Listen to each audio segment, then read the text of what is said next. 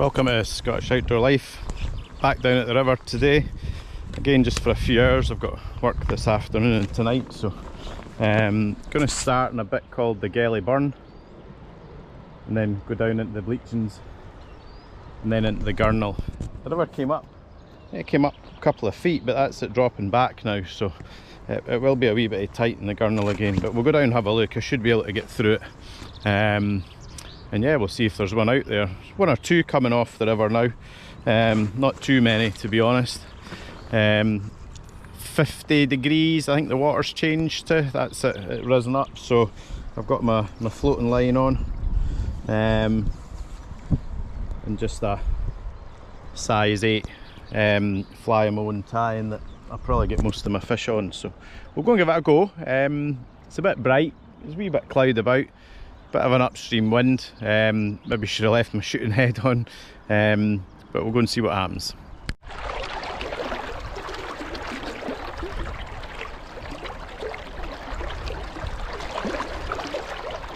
I don't know if you'll see on the camera, but there's must be hundreds and hundreds of smolts all the way down the edge here. They're thrashing, and there must be a few flies or something coming down. They're jumping and thrashing about. Nice to see. We have seen an influx of goosanders just the last 2 or 3 weeks though. They're obviously here for that reason, especially down here at the bottom end.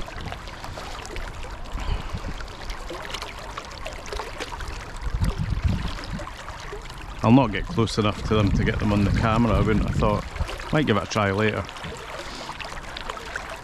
This line's taking a bit of getting used to again after using my shooting head for months. This is a real long head spey line. It's a 75 foot head I think it is. With that upstream wind, it's a pain in the neck. Yeah, look.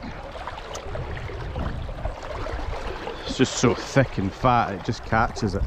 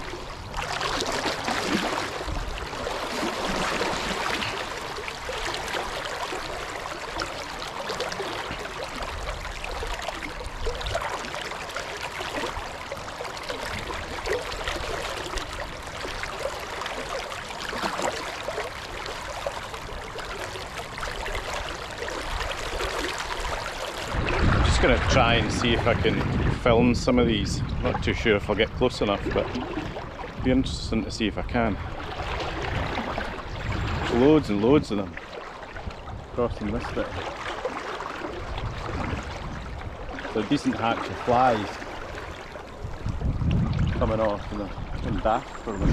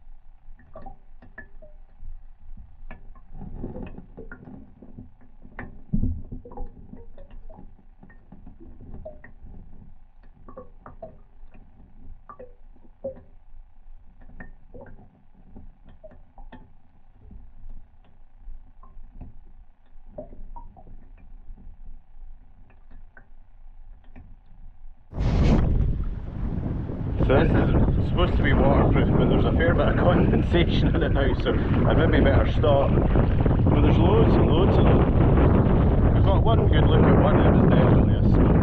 There's in the next one as well. They're absolutely everywhere.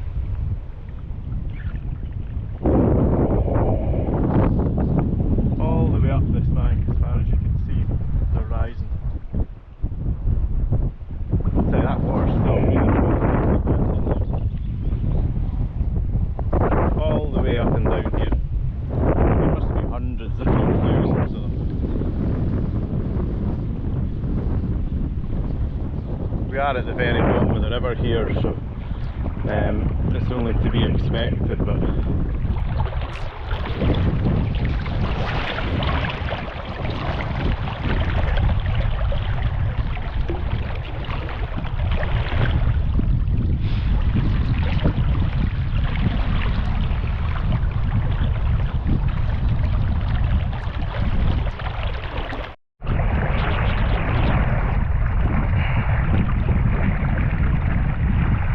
Jesus.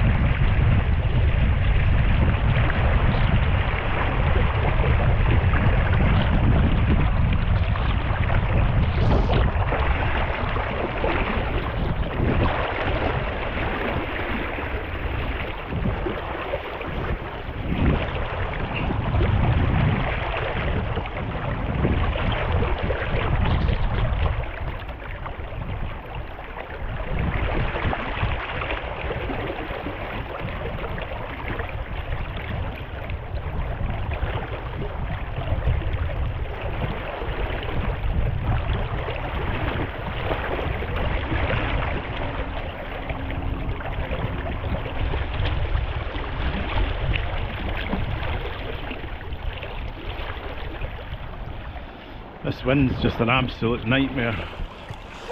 Right upstream. And with this big spay line, it just doesn't want to go out at all. It's probably the best cast in the last 20.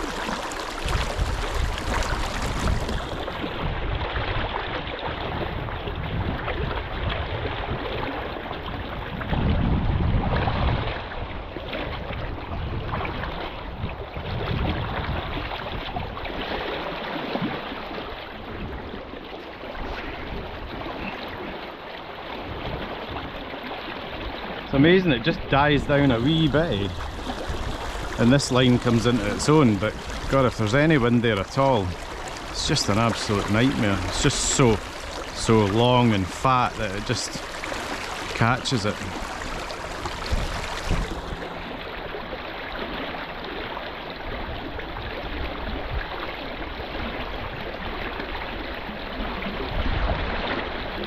What doesn't help it is that 10 feet of fast sink on the end of it.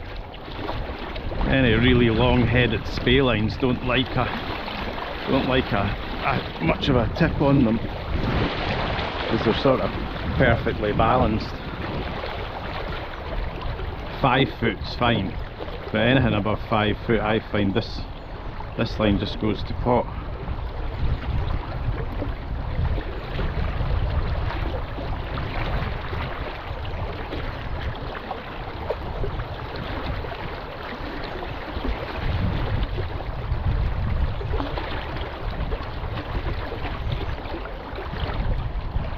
The 10-foot tip, it just helps it slow the fly a wee bit and just take it down. I mean, even a fast sink tip in this pace of water is probably only going to take it down maybe 2 inches or something. It's not going to be down much at all, but it helps slow it up.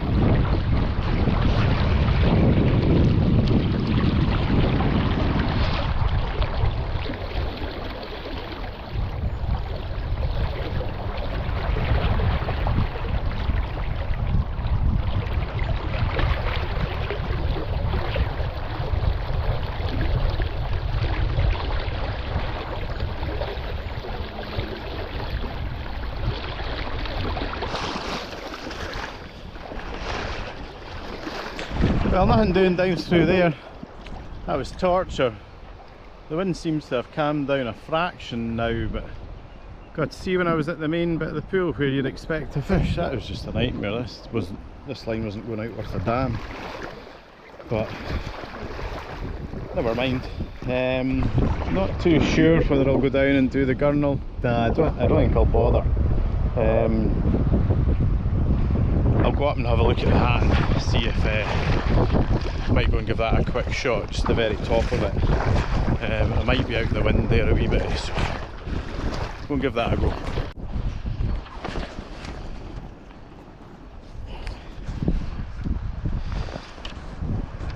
When I was a kid, we used to come down here with clothes pegs on canes to pick up these metal Devons. They used to gather in here. Oh, there'd be, you'd come in here if the first low water after the winter, the minute you could get in here, you could come in and get 30 or 40 of them, then paint them up again. No, not many people fish a metal Devon now. I've actually got some this year from a friend of mine. I'm going to fish it in the spring, but I'm going to fish it a lot more. I think it's totally underrated, or just it's come out of fashion. Flying seas and visions and stuff people are using now, so it's just something different. I fish the floating Devon a lot, but I do like a metal Devon. It swings a lot better. But we'll go up here and have a wee look. So this is the Hatton. This is the top of the Hatton, the old ferry pool. There's another smolt there. That's the old ferry. Across to the far side. Just going to give this top bit a quick throw. It's out of the wind. I wouldn't normally fish it, but that wind's been doing my head in down there, so we'll go and give this a wee shot.